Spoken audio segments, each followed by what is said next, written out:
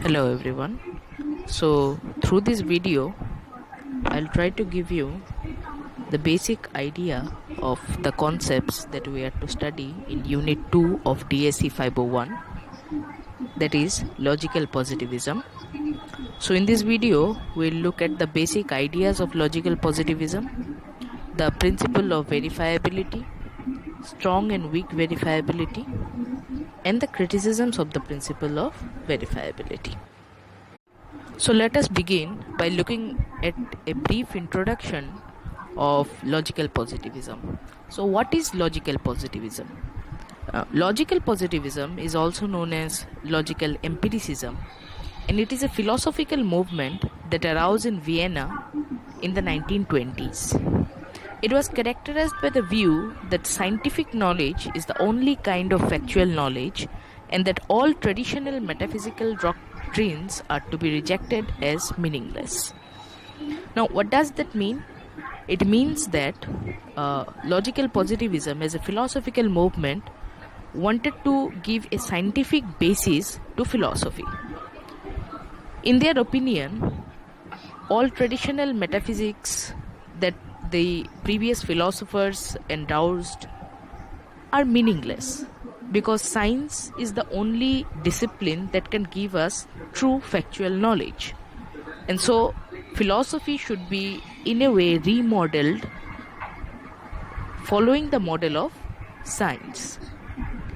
So according to the logical positivist, philosophy is not a theory, it is rather an activity. And what is the function of philosophy?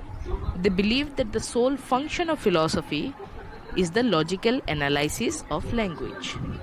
So if we analyze language that we use in our everyday life, if we analyze that language properly, we will have an idea of what philosophy is. So the logical positivist in a way wanted to bring scientism in philosophy. They wanted to give philosophy a strong scientific foundation, because according to them, science was the only discipline that can give us true factual knowledge. Now, in order to understand the philosophy of logical positivism, we need to look at the Vienna Circle. What was this Vienna Circle? It was actually a group of philosophers and scientists who were basically from the disciplines of natural and social sciences, physicists, botanists, logicians, and mathematicians, who met regularly between the time period of 1924 to 1936 at the University of Vienna. So this circle was chaired by Maurice Schlick, and it is there that they shaped the philosophy of logical positivism. Now, some of the renowned logical positivists were Schlick, Rudolf Carnap, Hans Reichenbach, Gustav Hempel, Ludwig Wittgenstein, A.J. Ayer, and others. Now, what was the philosophy that they developed? So they developed the principle of verifiability, which according to them was the criterion of meaning, and they also aimed at eliminating metaphysics from philosophy. They wanted to, as I have already said, remodel and reshape philosophy to understand philosophy in the new light of science. So let us now look at the principle of verifiability of meaning. So we saw that the logical positivists thought that the primary function of philosophy is the logical analysis of language. And through this logical analysis, the philosophers would be able to identify reality, which has been the age-old search in philosophy. We all know that in philosophy, the search is about reality. Every philosopher tries to find out what is the ultimate reality. What is reality, and what is the nature of reality? Now, reality for the logical positivist did not lie in a metaphysical transcendental entity. No, it was not something that is beyond our experience and something that is metaphysical and transcendental that we have to grasp through some extra intuitive mechanism, through some super sensuous non-experimental method. No, according to them, reality was hidden in our language. The language that we use, if we can thoroughly, logically analyze that language, then we can find that reality. Now, when we logically start to analyze language, the main question that needs to be identified and answered is this one. So, which sentences are meaningful and which sentences are meaningless? And so that was the whole purpose of logical positivism, to find out that which sentences are meaningful and which sentences are meaningless. And to identify this meaningfulness of sentences in language, the logical positivist gave this principle of verifiability, which according to them was the criterion of measuring the meaningfulness of sentences. So by applying this principle of verifiability, we can identify which sentences are meaningful and which sentences are meaningless. Now, this principle of verifiability is one of the main tenets of logical positivism. This principle was used, as I have already said, to identify these meaningful sentences and differentiate them from the meaningless sentences.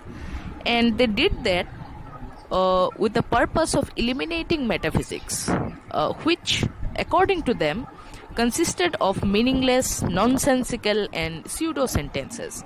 That is, sentences which appear to be meaningful but are actually meaningless. Now, let us look at what this principle states. The principle states that the meaning of a proposition is the method of its verification. That means the method by which a proposition is verified is also the method which determines the meaning of the proposition. So, it is a criterion which determines whether or not a sentence is literally meaningful. Now, observe one point here.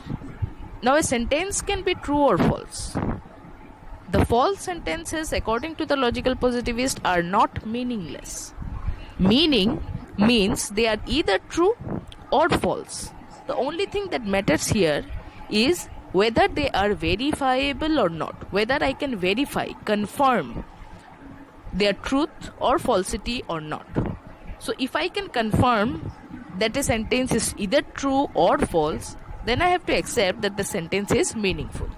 And if I can't do that, if I can't verify a proposition to be either true or false, it can be either true, it can be false, that doesn't matter. But the point is, I have to be able to verify it. So if I can verify it, then that proposition is meaningful. And if I can't verify it, then that proposition is meaningless. So according to the principle of verifiability of meaning, a statement is literally meaningful if it is either an analytical proposition or it is a statement that is empirically verifiable. Now, what are analytical statements? Now, analytical statements or propositions are those propositions which are verified by the very definitions of the term used in it. If we look at this example, all bachelors are unmarried men. Now, when we define the term bachelor, it means someone who is unmarried. So the proposition, all bachelors are unmarried men, is a tautology. That is, it is true by virtue of the definition of the term bachelor. Now, such kind of analytical propositions, according to the logical positivists, are meaningful because the very definition of the term gives the meaning of the proposition. If it is true, then it is. If it is a tautology, then it turns out to be true, and in case it is a contradiction, it turns out to be false. Now, other than these analytical statements, which other statements can be meaningful? So the logical positivists are saying that other statements which are meaningful other than the analytical statements are the empirically verifiable statements. That is, the statements which we can verify through sense experience, through perception or other kinds of sense experience. If there is a statement and if I can verify it through the mechanism of sense experience, if I can find out if that statement is true or false, then I have to accept it as meaningful. Let us look at the example of the statement, the rose is red. Now, this statement is meaningful because it is possible for us to empirically verify it. I can look at the rose and I can say that whether or not the rose is red.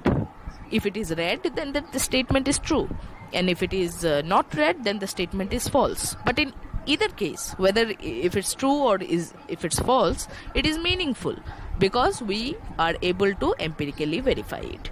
So on the basis of this principle of verifiability of meaning, the logical positivists discard the metaphysical statements of traditional philosophy as meaningless. They also discard other kinds of statements which are ethical or aesthetic or religious. Suppose the statement such as God exists in a heavenly abode, or the statement the absolute is both immanent and transcendent.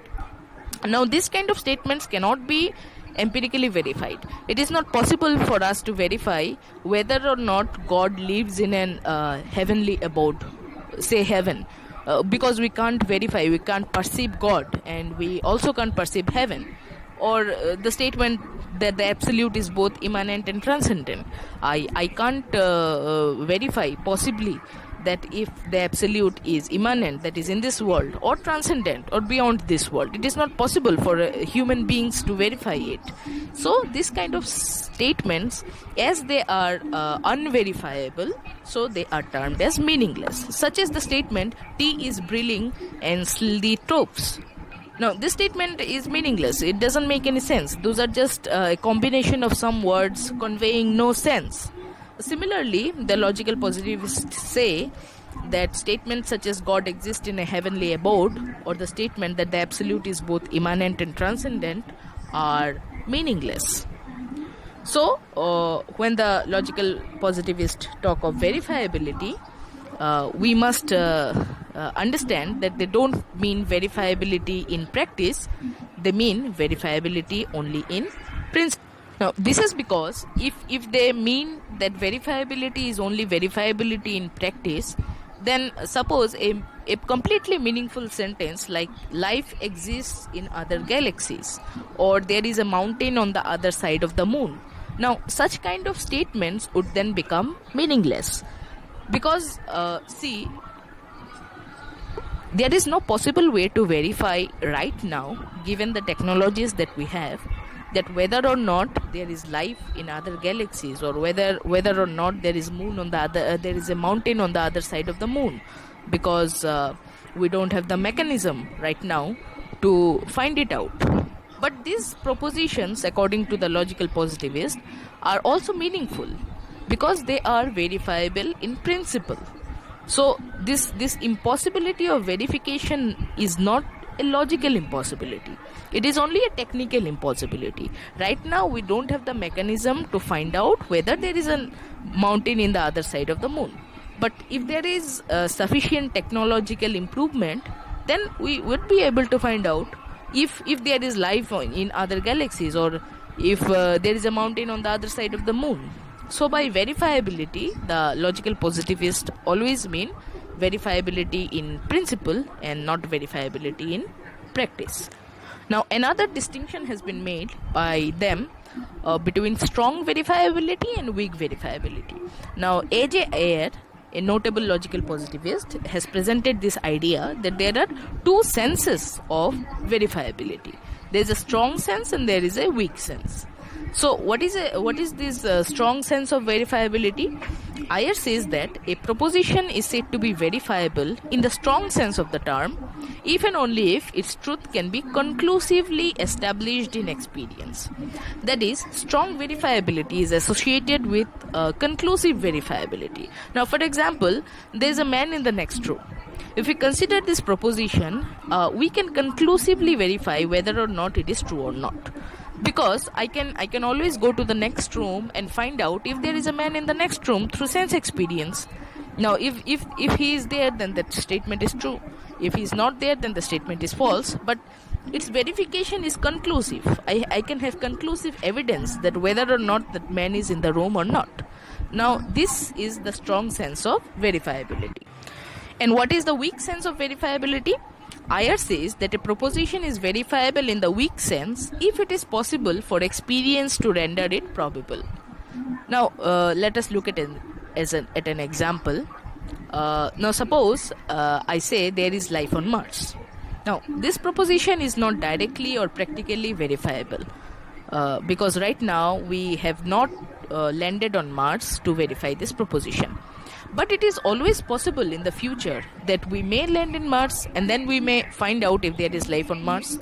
So such statements are weakly verifiable because even though at present we can't verify it, we may verify it tomorrow. So strong verifiability is identified with verification in practice, and weak verifiability is identified with verifiability in principle. Now, as every theory has some criticisms, so this principle of verifiability also has some criticisms. There are 4 primary criticisms that we will be looking at. Now, what is the first criticism? So, critics have argued that it is arbitrary, that it is without any logic to make meaning dependent on verifiability, because these two concepts of meaning and verifiability are not directly related to each other. The meaning of a sentence can very well be understood without thinking in the least of its verifiability. When we usually try to understand the meaning of a sentence, we do not think of its verifiability. We understand the meaning of a sentence without thinking of its verifiability even the least. So there is no need to connect these two concepts of meaning and verifiability. The second criticism is that the principle of verifiability itself is not verifiable. So it is not analytical because the statement of the principle is not such that the terms in it explain its own meaning, like the example of all bachelors are unmarried men. This principle is not like that. And it is also not self-evident.